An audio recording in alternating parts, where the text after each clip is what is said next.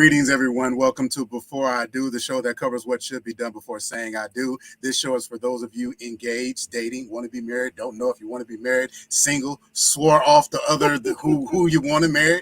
Our goal is to facilitate courageous conversations on topics relevant to dating and relationships. And this is intended to be interactive, so it's a call and response experience. So whenever we put a question out there, we are talking to you. If you're listening, then feel free to give us that feedback. We want to know your thoughts. We want to know your comments. We want to know if you have any questions regarding the theme. So feel free to put that in the chat area. Always make sure to put your comments and your thoughts in the chat.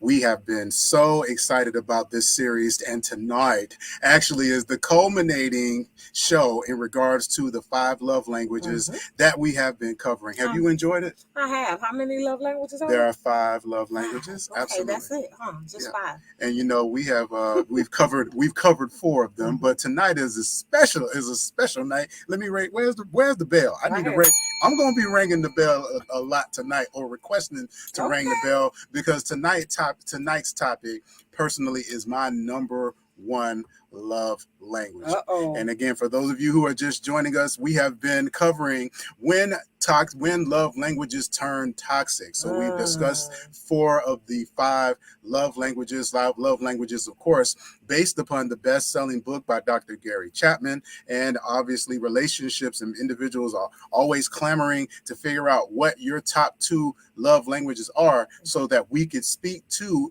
and communicate with one another more effectively. However, what happens when knowledge of those love languages becomes toxic? When we use it to manipulate and control rather than to explain and explore and to grow closer with her. When we use it to manipulate and control rather than explain and explore and get to know our partner in a more intimate way. Nice. Okay. Well, with that being said, tonight's topic again is physical touch, and when it's right, but when it's wrong, it's really wrong. Hit the bell. All right.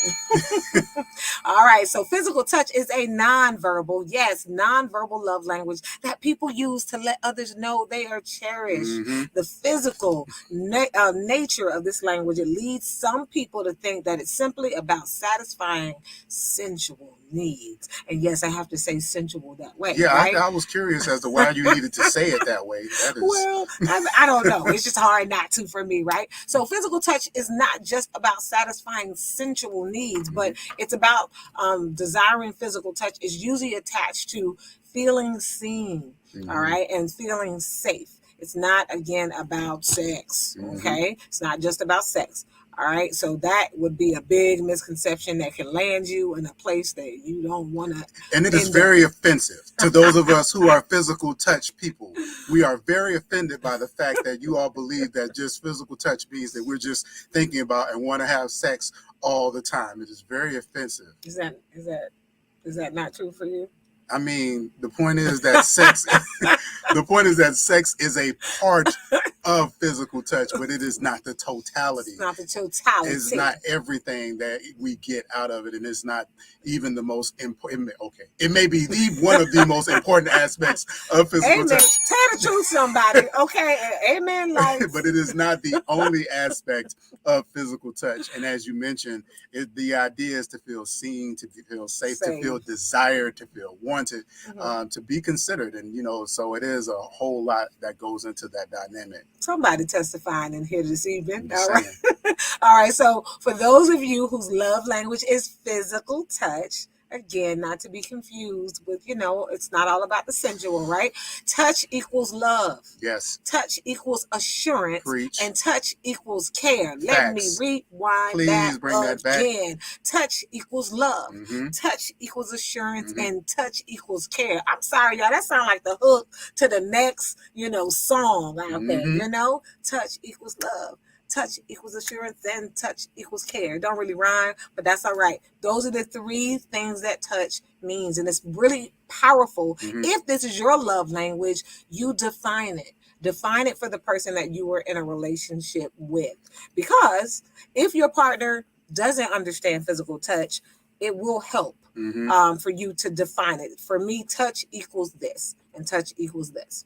So, according to YouGov America in their February 2022 blog, physical touch is the second most common love language. And if you joined us last week, you know that the first one is actually quality time. So remember, we talked about the shifting from words of affirmation to quality time as the number one. Along with that shifting, words of affirmation actually went from 1 to 3. So the top two are now quality time and physical touch. And one of the things that Charmaine and I mentioned, and we asked the question before, is why do you think that shifting happened? And one of the things that we hypothesize is that it has a lot to do with this digital virtual age that we are in, where people, they have the opportunity to connect with individuals all over the world, but what we're really craving is those interaction, that touching, that face to face, that elimination of distraction, you know, the actual intimacy of being able to reach out and to touch someone. And so unsurprisingly, it is number one amongst the group, amongst my group, which are men 45 years or older. Physical touch is our number one love language. So I guess I'm a typical man in that regard, in that it is my number one. All right. And physical touch is the most misinterpreted love language. Absolutely. Yes. And so with that, I'm going to rewind to what I said before. Touch equals love. Touch equals assurance. Touch equals care. However, if this is your love language, it is powerful for you to define what touch equals for you, right? And then really to hear and listen what physical touch means and equals to other people. Something else for us to know as well, that touch is a fundamental human need. It is something that we have to have as human beings. It is essential for babies' development, for their physical, emotional, and eventually their social health. And in fact, touch is the first of the 5 senses to develop. You know, one of the things that I always found interesting, right, is that in prison, in jail, they have something called solitary confinement. And that is where if you do something bad enough, you will actually be isolated away from everyone else.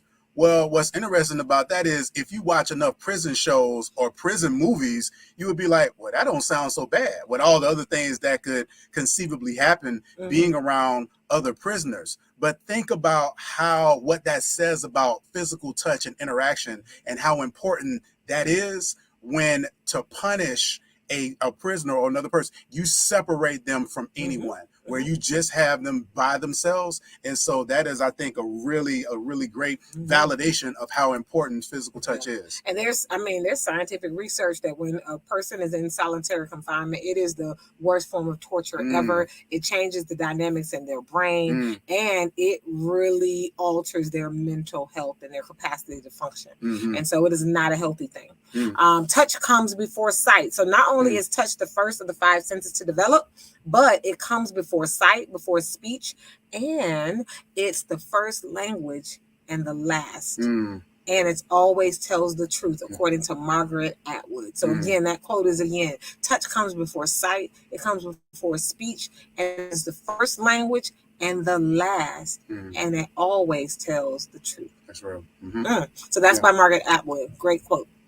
So some of the examples of physical touch, as far as specifically cuddling, from a scientific standpoint, it releases oxytocin, and which is a oxytocin. Oxytocin, thank you. Oxytocin, something else. My bad. Yeah, that's the something other else. That's the bad don't release drug. that. My bad. Oxytocin. I apologize. It might feel like you on that high. That is true. Cuddling can be a very powerful thing, when it's done right. Absolutely. Getting all them curves and all of them corners and stuff in pockets. But yes, so cuddling releases oxytocin. Right, and that's the feel-good hormone. Yes. It makes you feel like nothing can hurt you. It makes you feel invincible, that's like safety. You're on top of the world. And according to Clarissa Silva, who's a behavioral scientist and a relationship coach, she says, in addition to bonding, cuddling also creates between the couple, it also helps to boost your immune system. So physical touch in a healthy way is actually good for you.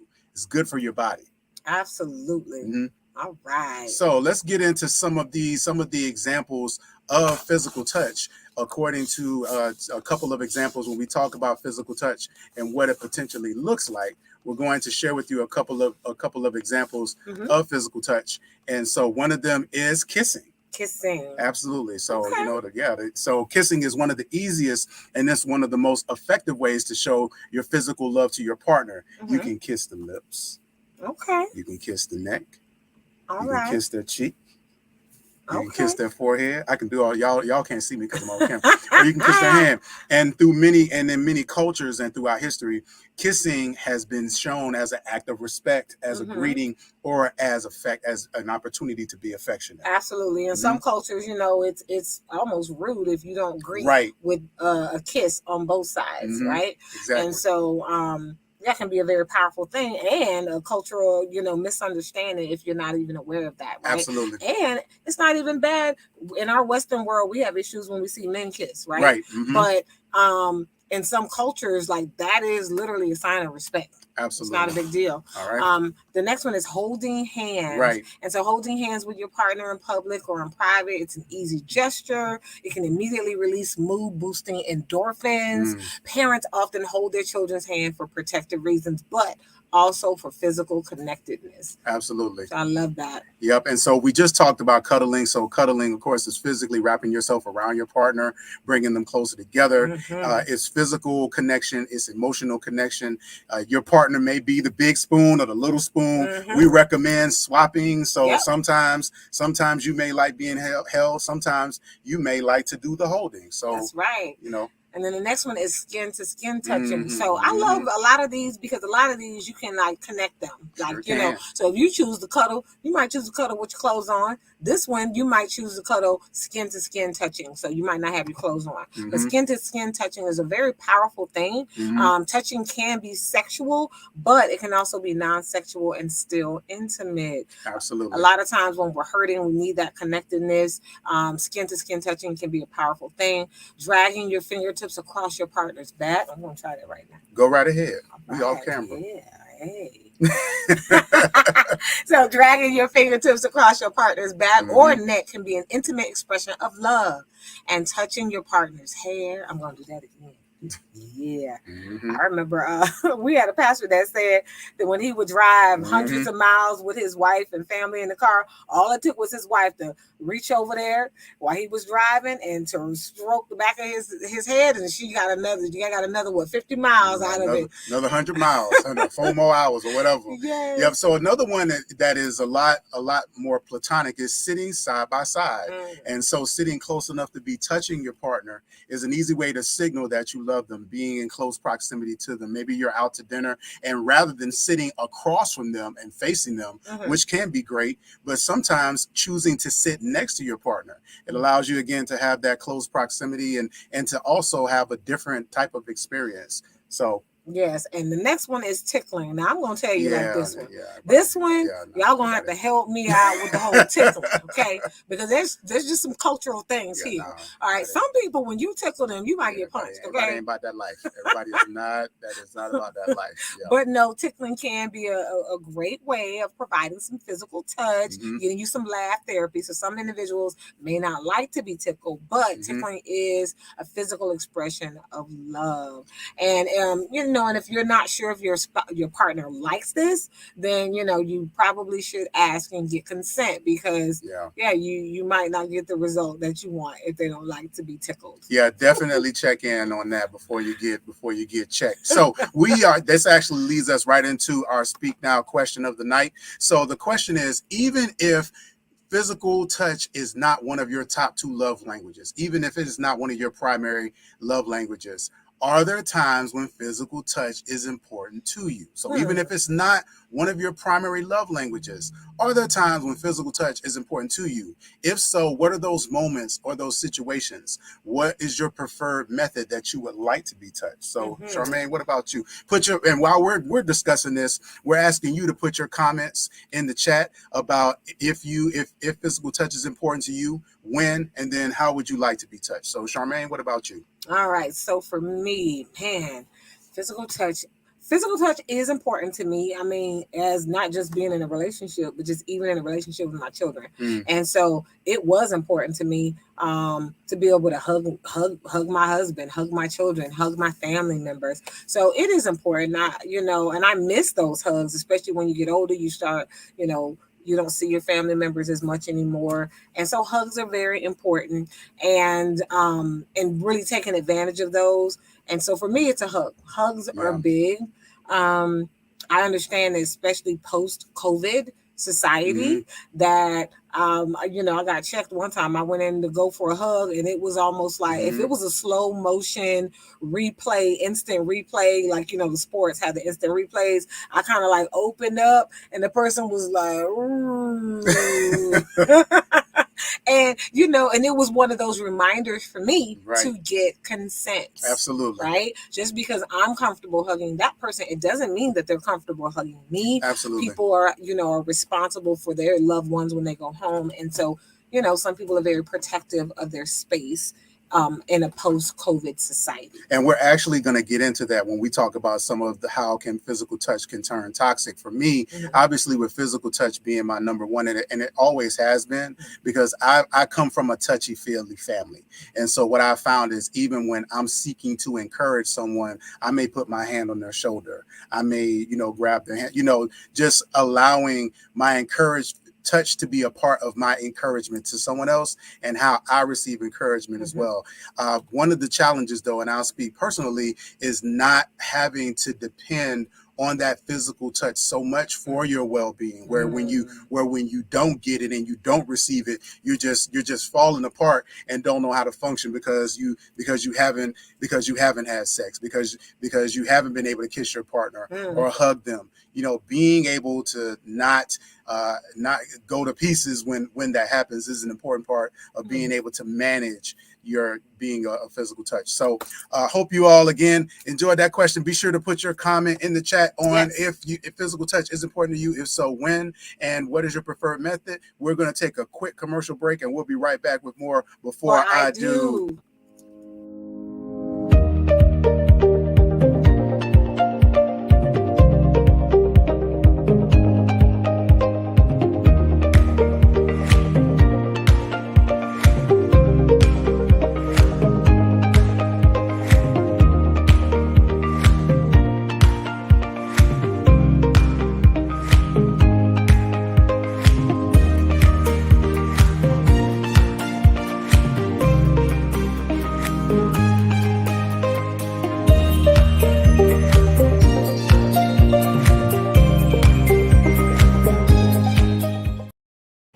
All right, you're tuned into Before I Do. Tonight we're talking about when love languages turn toxic, focusing on physical touch. We asked the question, even if physical touch is not your top 2 love language, is it important to you? And if so, what moments or times is it? And then what is your preferred method? And so now we want to get into when physical touch turns toxic for the receiver. So a couple of things that you want to keep in mind if you are a physical touch like me. Number 1, physical touch turns toxic when you fail to establish or communicate boundaries regarding platonic and intimate physical touch. So there are all different types of people in the world, and they have all different types of boundaries and histories and backgrounds that make them react in different ways. And so it's important to understand and know yours. And it's your responsibility to ensure that your boundaries are clearly communicated and adhered to. So as it relates to some of your interactions physically with other people, are there certain touches or certain things that you can do that you do with your partner that you wouldn't do with others? And what are those things? I'm sorry, you got to say that one again. Absolutely. Are there certain physical touch behaviors that you should only do with your partner, or in some that you do with your friends? We even in some of the couples that we see notice some situations where, because of not having that conversation about how some of the physical touch routines and practices are practiced outside of the relationship, can lead to arguments and all types of problems when you haven't established what those boundaries are, if any. Absolutely. That's a very powerful one. Especially when you are in a committed relationship. It's very powerful because, again, should everyone have the same access to you? And that is not a question that anyone can answer but you. That's right. But it's important, again, especially if you're in a relationship, for your partner to know and understand that. So, Charmaine holding one of her friends' hand, is like, that may be foreign to me, but it may be for her. That's how she interacts and is a part of her behavior when it comes to physical touch from a platonic standpoint. So it's really important to make sure that if you have those boundaries, that they're clearly communicated and that they're established and that you adhere to them. Absolutely. And then number 2, limiting physical touch as only a pathway to sex.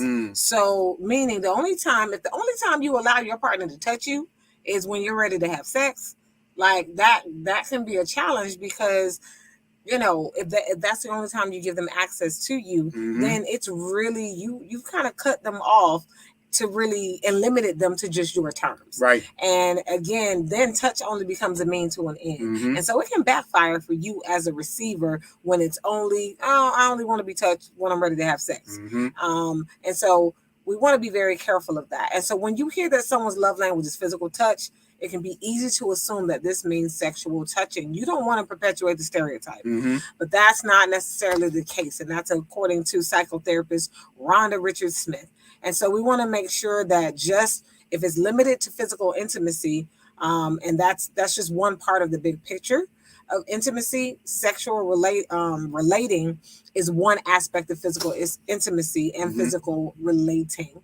So we just want to make sure we have a clear distinction, and that, again, you are not feeding almost the stereotype that, the only time I want to be touched is when I'm ready to have sex. Because you can find yourself then on the opposite side feeling like it's transactional. I'm just being used. The person only touches me when it's time for sex, when in fact, you have to be careful that you didn't put that out there in the atmosphere. Right.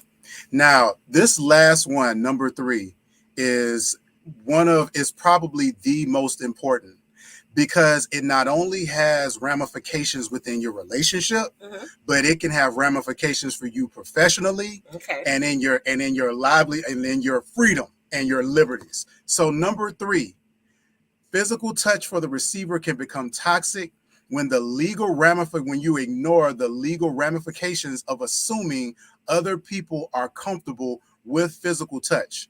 In other words, taking the liberty of potentially projecting the fact that I'm physical touch, so it's okay for me to touch you without your consent, even if it's just me putting my hand on your shoulder or stroking your face or something like that. Because I am a physical touch, I am not allowed or shouldn't project that upon you, because there are all types of things that could go wrong when it comes to that. So that is a form of psychological projection.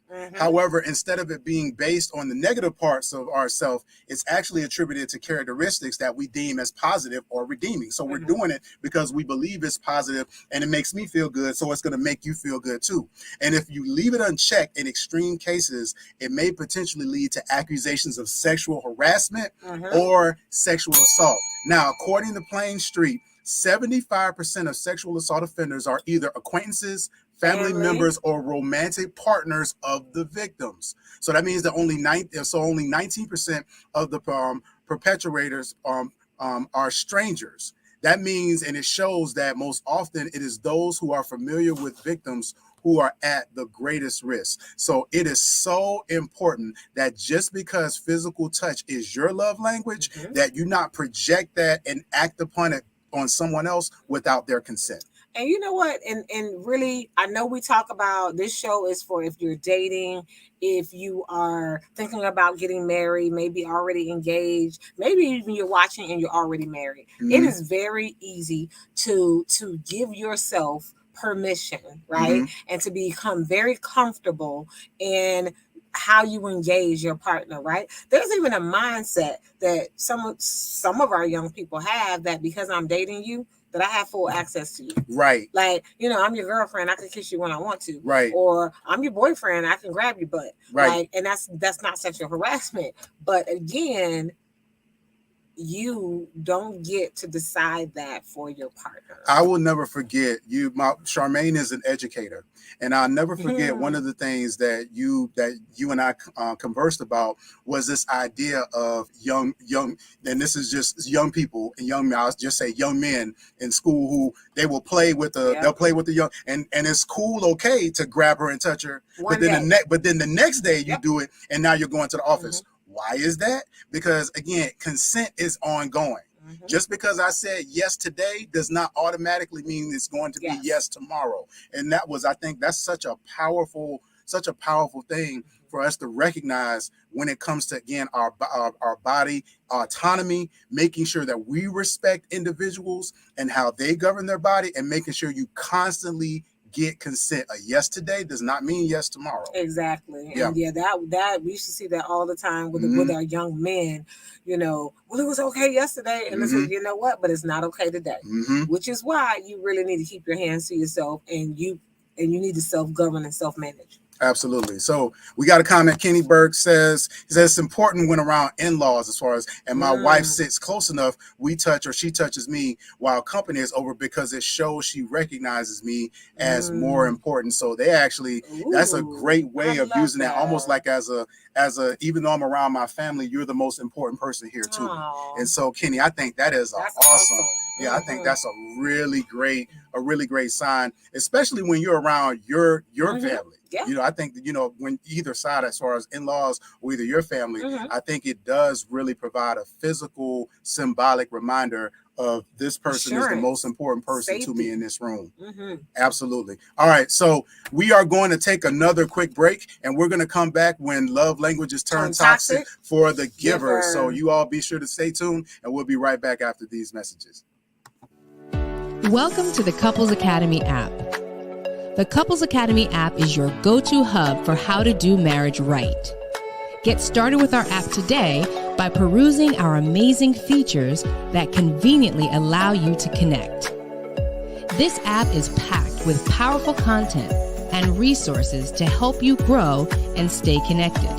With this app, you can watch our messages, find marriage resources, watch, listen, and read the real-life stories of restored couples, sign up for events, read articles and blog posts, stay up to date with push notifications, share your favorite messages via Instagram, Facebook, Twitter, or email, and download messages for offline listening. For more information about the Couples Academy app, go to couplesacademy.org. All right, welcome back to Before I Do, where our topic tonight is toxic expectations, and we are focused on our last and final love language, which is physical touch. Gotta ring the bell on that one. Ring the bell. All right. So before we went to commercial break, we talked about when physical touch becomes toxic for the receiver. Right. And now we're transitioning to the giver. So now if you're the giver of this physical touch, and I did not just get consent right there. All right. So no, you had consent. No, you good. No, you all right. I model the model. You all right. And so now we're going to talk about when it turns toxic as the giver. These are some things we want you to pay close attention to. And so the first is, number one, not all physical touch is created equal. Okay. And so we want you to remember that. Spoiler alert, not all lovers who enjoy physical touch are the same. There is a spectrum, ladies and gentlemen. Yes. One person whose love language is physical touch might enjoy getting their scalp scratched. That is everything, ladies and gentlemen. Right now, I could just, my scalp is just calling. All right, my husband's hands, right? So some people might love getting their scalp rubbed or that scalp massage, while other people, they prefer to hold hands or they want their feet rubbed, or they just want that embrace, that hug. But ultimately, how you show your love via touch will vary based on how your lover likes to receive that said love. And that's according to Women's Health magazine. Absolutely. All right. So number two, and this is one of the ones that really gets under, this one really gets under our skin. So as the giver, physical touch turns toxic when you accuse or categorize your partner as being clingy. And this is partially, again, part of that person's upbringing, the way they were reared. Again, I was brought up in a family that's very touchy-feely. But I understand and know that not everybody was brought up that way. That's true. And so not everybody wants to be touched the same way. Some people find it annoying, but it's important that if you speak the language of physical touch and you require this affection, that you make sure to communicate it, but you don't want to hold it against your partner because it is something that is meaningful to them. And so so even when it comes to things like receiving more and requesting more affection, that we do that in the specified way, but that we not villainize our partners because of what it is that they prefer. Got it.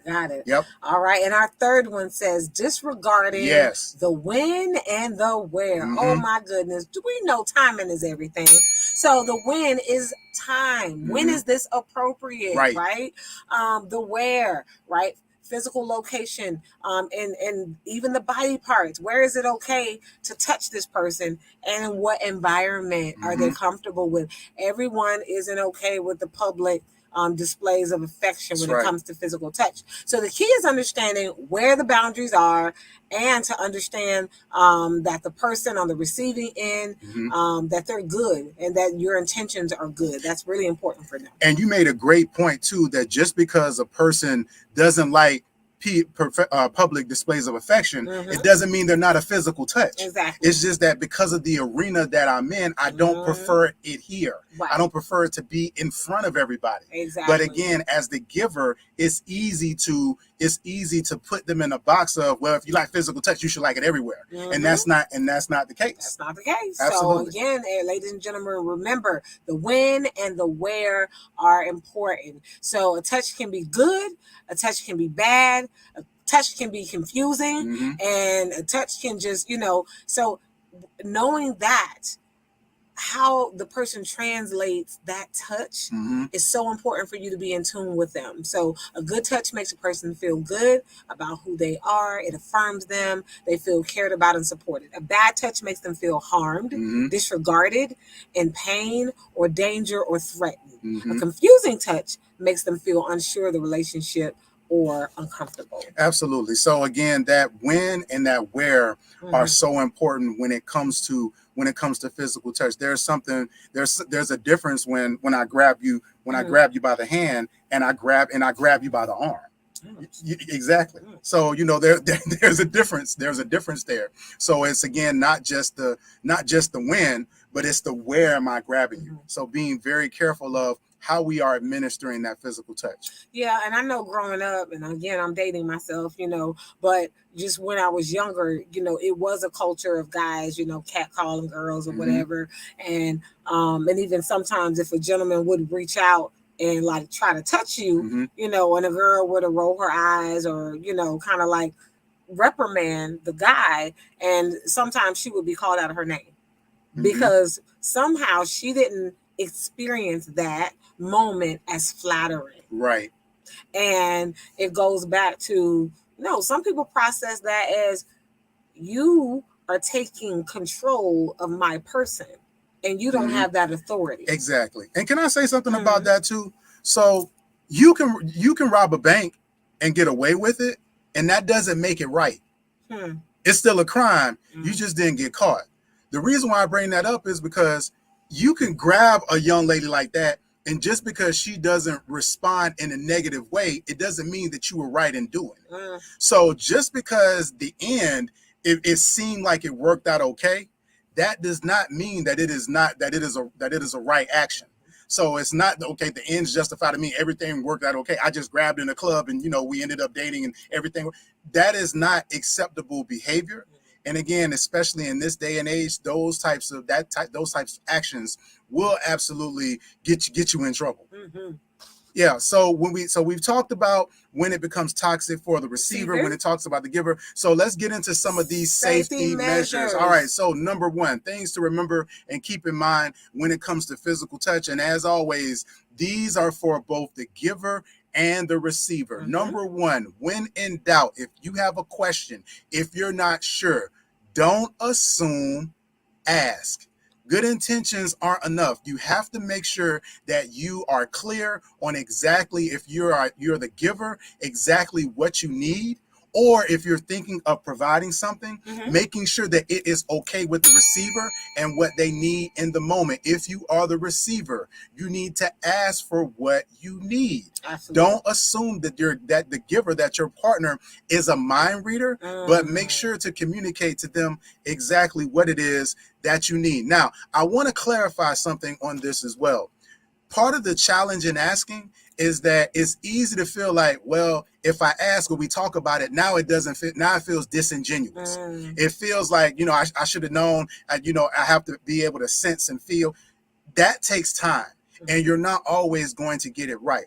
But if there's a situation where you're not really sure, but it seems like your partner is in need of it, ask the question, because you would rather it be right but not a surprise than to be wrong with something that you're trying to surprise them with. I think we live kind of in a society where we all sometimes want things, but are we willing to be the leader in that thing, right? So we want our partner to be vulnerable with us, but are we willing to be the leader in vulnerability? Absolutely. We want to be trusted, right? And we want to trust our partner, but are we willing to be the leader in that area? Right. And so to ask someone, you risk rejection. Yes.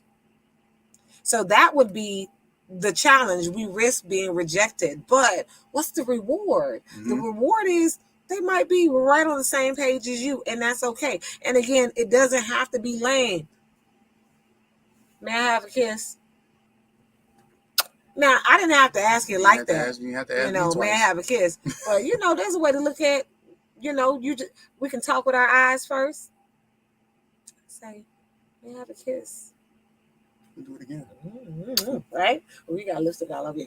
But you can ask, right? But it doesn't have to be awkward. It doesn't have to be lame. Like, a lot of times you can talk with your eyes, and then you can say, you know what? I want to kiss you. Well, I want you to give me a slow motion kiss. What's wrong with that? About to turn this camera off. That's what's wrong with it. Ask for what you want, ladies and gentlemen. And what's interesting about it when it comes to physical touch, when your partner asks you for it or asks can they do it, it actually makes you feel good. Yeah. So even asking, can I have a kiss? Can I have a hug? Can we do some things later on after the show? Like you feel good because again, it's part of that desirability. Absolutely.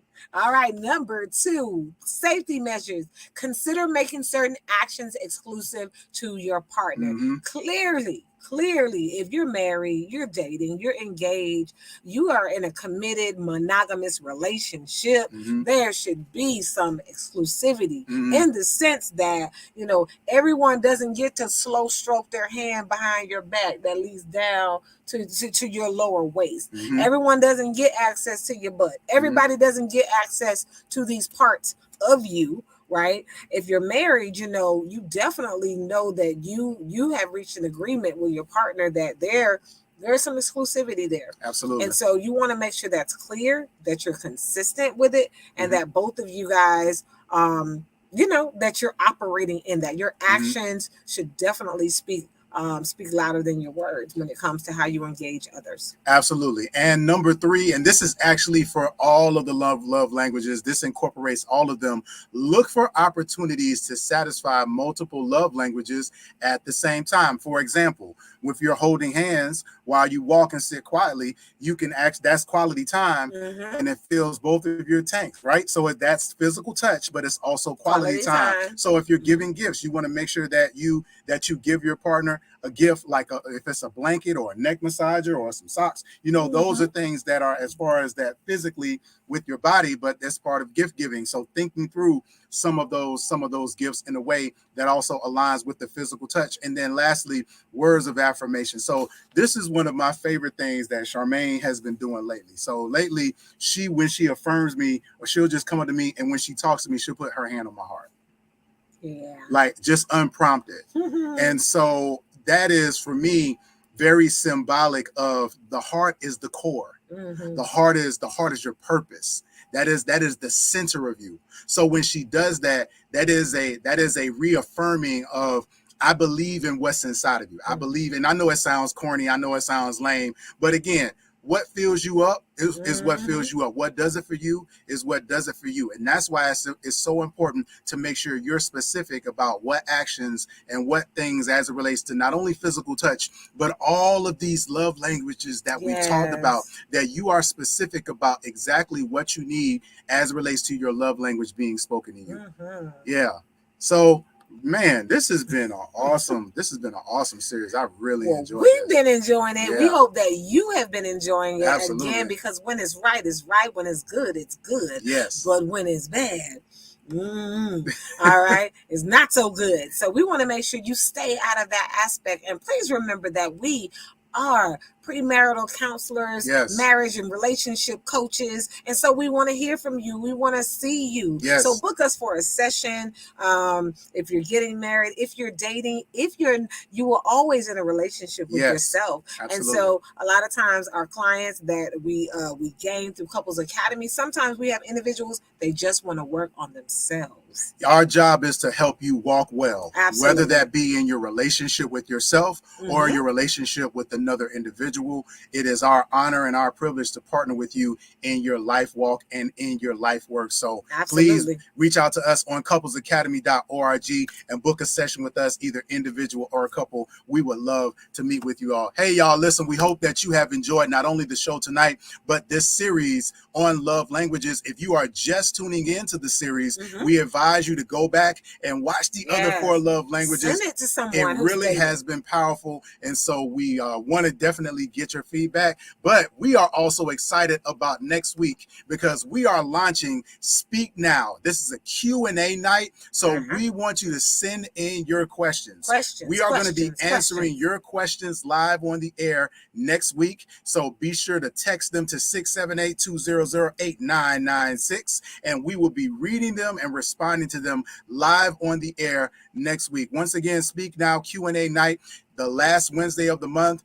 And so we're starting and kicking that off next Wednesday. Text your question to 678-200-8996. And we look forward to checking it out. And don't be scared. I mean, whatever. Hey, it could be sex. It could be intimacy. It could be money. It could be dating. What happens when the date goes wrong? We want to hear from you. Maybe it's hard out here. Maybe the online dating game. So whatever it is you want to ask us, all right, we're never scared. Okay. So make sure that you have your questions ready. Text them so we can be ready for you to give a more specific answer if you have something specifically going on with you. We have a heart for this work. We appreciate you for tuning in. This is Before I Do. My name is Charmaine Jennings. My name is Walter Jennings. We are your Couples Academy practitioners. Be sure to join us same time next week right here on the Couples Academy Network for Before I Do. Welcome to the Couples Academy app. The Couples Academy app is your go-to hub for how to do marriage right. Get started with our app today by perusing our amazing features that conveniently allow you to connect. This app is packed with powerful content and resources to help you grow and stay connected. With this app, you can watch our messages, find marriage resources, watch, listen, and read the real-life stories of restored couples, sign up for events, read articles and blog posts, stay up to date with push notifications, share your favorite messages via Instagram, Facebook, Twitter, or email, and download messages for offline listening. For more information about the Couples Academy app, go to couplesacademy.org.